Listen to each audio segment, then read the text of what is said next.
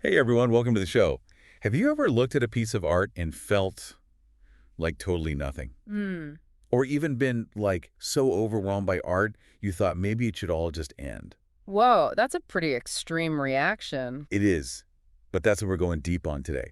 We got a lot of requests to cover Morgan Falconer's book, How to Be Avant-Garde. It's kind of like a history of art movements, but it's more than that. It's got a real philosophical edge to it. Exactly. He takes us through these movements from the 1800s to the 20th century, the ones that really tried to shake things up. And some of them even wanted to destroy art as we know it. Yeah, like totally obliterate it. Yeah. So if you're ready to get kind of radical with this, hit that like button and subscribe for more deep dives like this one. Oh, and you can grab the book using the link in the description if you want to follow along. Okay, so where do we start with this whole ending art thing? Well, Falconer kicks things off with this really relatable experience. He's at this massive art fair in Miami, surrounded by more art than he can even process, and he just feels numb. Art overload. Totally. More art than ever, and he's feeling empty. Why do you think that is? I think it's easy to feel disconnected from art when it becomes all about money and status. Yeah, like it's more about the price tag than the actual art itself. Right. Falconer talks about how the art market can create this barrier between us and the art, preventing us from actually having a genuine response to it.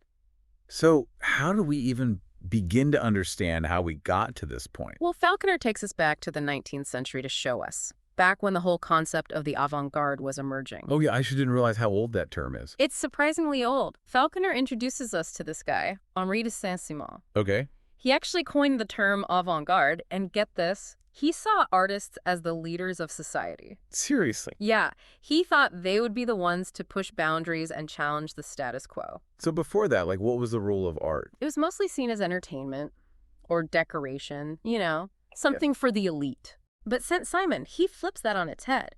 He says artists are visionaries who can show us the way forward. That's a pretty big shift. Huge shift. And it all makes sense when you think about what was going on back then. The French Revolution had just happened, right? Right. So there was this sense that the old world was over, a new one was beginning. And people were looking for something different. Yeah, new ideas, new leadership.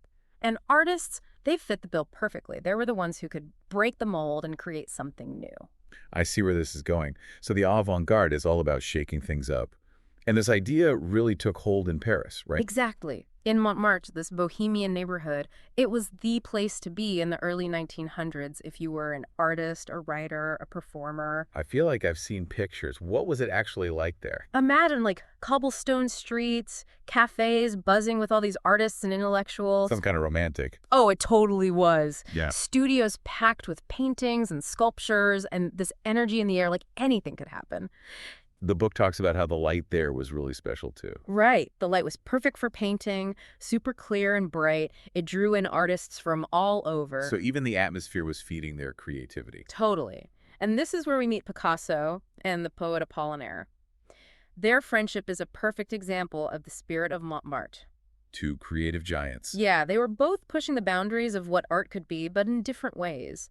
Picasso was revolutionizing painting, and Apollinaire was like rewriting the rules of poetry. Didn't Apollinaire do that poem, Zone? Yeah, that's a great example of how he was breaking conventions. It's not your typical poem, with rhymes and flowery language. It's more like a journey through the modern city, all fragmented and stream of consciousness. Like a snapshot of life in the fast lane? Yeah, it's got that energy of the city, the speed, the noise, the chaos. And he uses these unexpected images and jumps between ideas, which makes it feel a bit disorienting. The book actually quotes a couple of lines. Here in Koblenz, at the Hotel of the Giant. Here in Rome, seated beneath a loquat tree. Right. It's just such a weird mix of images thrown together. It was like he was trying to break the reader's brain a little bit. So he's not just playing with words, he's playing with our perceptions too. Exactly. He was trying to show us the world in a new way through this new kind of poetry. So the early avant-garde was all about redefining art. But at some point, some artists started to think, hey, maybe we should just end art altogether. What brought on that shift? I think it was a combination of things. The world was changing so rapidly back then. There was all this social and political upheaval. And for some artists, it felt like traditional art forms just couldn't capture the anxieties and uncertainties of this new reality. So they were like, art is dead, long live something else. But what would that something else even be? That's the million-dollar question. And to find out, we need to look at some of the movements that really push this idea of ending art to its limits. Okay, let's dive into that. Which movement do we start with? Well, there's one movement that really stands out when it comes to, like, wanting to obliterate art: Futurism. They were obsessed with all things modern speed, technology, machines. Sounds pretty intense. Oh, they were. They even glorified violence, saw it as, like, a necessary force for change. They wanted to wipe out the past, literally destroy museums and libraries. Whoa, hold on. That's a little extreme, isn't it? They were definitely provocative, no doubt about that. But you gotta remember the context. It was a time of massive upheaval. The world was changing at an insane pace, and I think they saw violence as an inevitable part of that. So it was like a destroy to create kind of thing. Exactly. And this idea, it bleeds into their art, too. They were all about capturing the feeling of movement, the energy of the modern world. So their paintings are full of blurred lines, fragmented shapes, all that jazz. I can picture it, kind of like a visual representation of a speeding train. Yeah, something like that. And they even used materials like metal and glass to, like, bring the industrial age into their artwork. The book talks about their performances, too. Apparently, they were pretty wild. Oh, yeah, they're serrate, legendary. It was performance art before performance art was even a thing. They combined poetry, music, theatrical stunts, all designed to shock the audience. So they weren't afraid to cause a scene. Not at all. They were masters at getting attention. I mean, think about how they published their Futurist manifesto. Not in some art magazine, but on the front page of a newspaper. They wanted everyone to know what they were about. Exactly. They wanted to shake people out of their complacency, make them think differently about the world. But do you think they were actually trying to make good art? Or was it more about the shock value? That's a tough question. It's a tension you see with a lot of avant-garde movements, right? Like, where's the line between genuine artistic expression and just trying to get a rise out of people? It's hard to say, especially with a movement that was so focused on disrupting and tearing down. But then World War I happened and things got really dark. Yeah, that was a turning point. The war really exposed the brutality of the modern world in a way that even the futurists couldn't have anticipated. Yeah, that's where Dada comes in. Right. Dada was a direct reaction to the trauma and absurdity of the war. They rejected everything that had come before: logic, reason, even meaning itself. So if the futurists were all about embracing the chaos of the modern world, Dada was like the hangover. Yeah, it was like the world had gone mad, and Dada was reflecting that madness right back at us. The book has this description of Hugo Ball, one of the founders of Dada, performing in this crazy cardboard costume. Oh, yeah, I remember that. He's reciting this poem made up of totally nonsensical sounds. What was he even going for with that? He was rejecting language itself. Like, language had failed us, led us into this horrible war, so he was trying to create something new, a language of pure sound and emotion. So it was art born out of this sense of disillusionment. Absolutely. It was a way of processing the trauma of the war, of finding some kind of meaning in a world that suddenly seemed meaningless. So both Futurism and Dada, they were reacting to these massive shifts happening in the world, but in completely opposite ways. Yeah, it's fascinating how two movements, both calling themselves avant-garde, could have such different reactions to the same events. But they both had a huge impact on art. They both pushed the boundaries of what art could be. But those were just two movements. There were so many other artists and movements experimenting and trying to redefine art. What else was going on?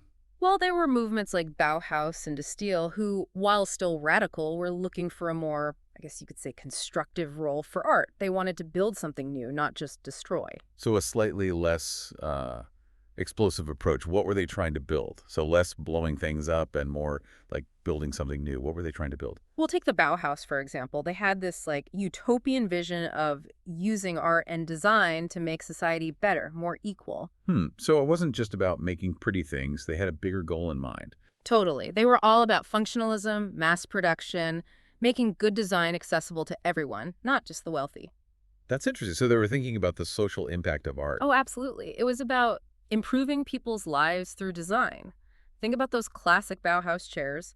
Super simple, functional, but beautiful. Yeah, you can definitely see their influence in modern design, even today.